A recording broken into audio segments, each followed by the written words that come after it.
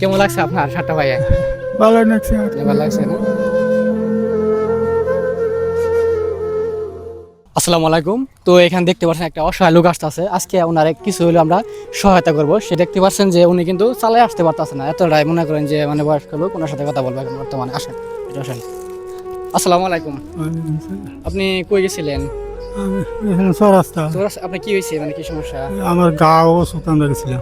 গাঁও ওষুধ আনতে গেছিলেন? হ্যাঁ। আপনার বাড়ি কোথায়? সামনে বাড়ি না? তো আপনার ছেলে মেয়ে নাই? মেয়ে আছে কয়টা মেয়ে? 3টে। বড় ছেলে নাই না? না তাহলে আপনার দেখাশোনা করার মতো কেউ নাই না বর্তমানে? না না না আপনার বাড়িটা কোথায়? সামনে।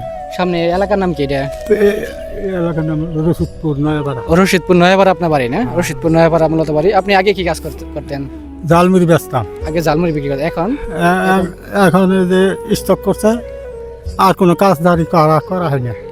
স্টক করছিল, আপনি আর কোনো কাজ করতে পারছেন না? না তো আপনার দেখতে পাচ্ছি যে গেঞ্জিটাও কিন্তু মানে অনেক গেছে, কালো হয়ে গেছে।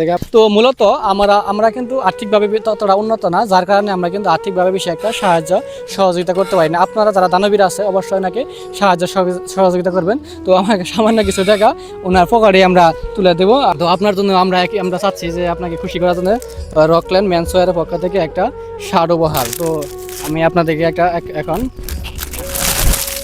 আমরা একটা খুঁজছিলাম একজন অসহায় ব্যক্তি, যিনি আসলে মূলত ওনার প্রাপ্য। আমরা নিয়ে আসতে হলো এই যে সুন্দর একটা আপনার জন্য একটা শার্ট নিয়ে আসছি আপনার জন্য। সেটা হলো ধনবাড়ি থেকে আমরা আসছি, মূলত ধনবাড়ি হলো আপনার সমবায় সুপার মার্কেট বকুলতলা দোকানটি অবস্থিত। আপনার জন্য একটা সুন্দর একটা শার্ট। আপনাকে এটা পরা দিতে পারি আপনাকে? তো আপনার বড় ছেলে নাই না? তো তাহলে আমি কি কাজ করে এখানে, যেগুলো কাজ করে এখানে নাকি মাসে কাছে হাত পাইতে এখান? তো আপনারা যারা ভিডিও দেখতে পাচ্ছেন অবশ্যই আপনারা ওনাকে সাহায্য করার চেষ্টা করবেন। ওনার বাড়ি মূলত নয়াপাড়া না? নয়াপাড়া। ওনার কিন্তু ছেলে নাই, উনি মূলত দেখতে পাচ্ছেন এই বয়সেও। আপনার বয়স কত? 50-55 বয়সেও কিন্তু বর্তমানে কিন্তু ওনার ছেলে না থাকার কারণে রাস্তায় রাস্তায় কিন্তু বিভিন্ন মানুষের কাছে হাত পাইতে মানে অসহায় অবস্থায় কিন্তু আছে।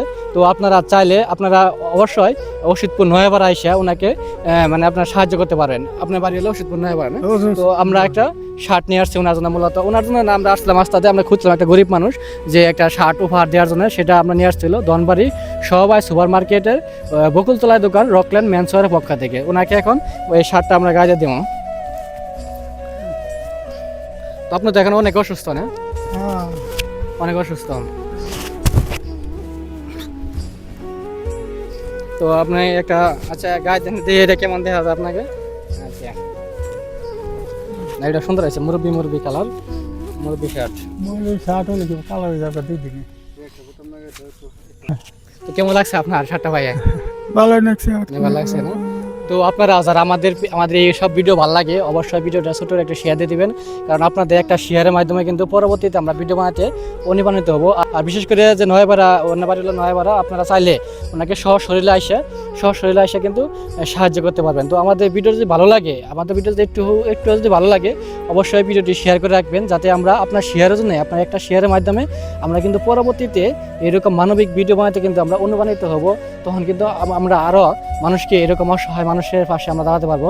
তো দেখতে পাচ্ছেন ওনার যে বর্তমান অবস্থাটা দেখতে পাচ্ছেন, উনি কিন্তু মানে বর্তমানে যে ওনার কিন্তু একটা ভেড়াই চালিত কিন্তু একটা রিক্সা নাই, উনি ছিল হাতে পেডেল করে। ওনার যে বয়সটা একবারে কিন্তু বৃদ্ধ বয়স, বাবার বয়সী বয়স। তিনি কিন্তু এটা ঠিক মতো চালাতে পারতেছেন না, একবারে ক্লান্ত অবস্থায় তিনি কিন্তু বাড়ি মানে হাত পায়ে দেখা। আপনারা যদি আমাদের এলাকায় কিন্তু অনেক দানবীর লোক আছে, আপনারা চাইলে ওনাকে কিন্তু সশরীরে এসে কিন্তু সাহায্য সহযোগিতা করতে পারেন। ওনার বাড়ি হলো রশিদপুর নয়াপাড়া। দুপুরে খাইছেন আজকে? না এখনো খান নাই না। ও আচ্ছা। তো দেখতে পাচ্ছেন উনি কিন্তু এখন বাজে হলো বিকাল, সন্ধ্যা গেছে, এখনো কিন্তু দুপুরে খায় নাই। অবশ্যই এরকম অসহায় লোক যারা আছে অবশ্যই আপনারা ওনাদের পাশে দাঁড়াবেন, কারণ বৃদ্ধ বয়সে আসলে কিরকম পরিস্থিতি দাঁড়ায় এটা কখনো বলা যায় না। তো আমি আশা করব যারা এই ভিডিও দেখতে পাচ্ছেন অবশ্যই এরকম গরিব অসহায় লোক যারা আছে অবশ্যই সাহায্য সহযোগিতা করবেন।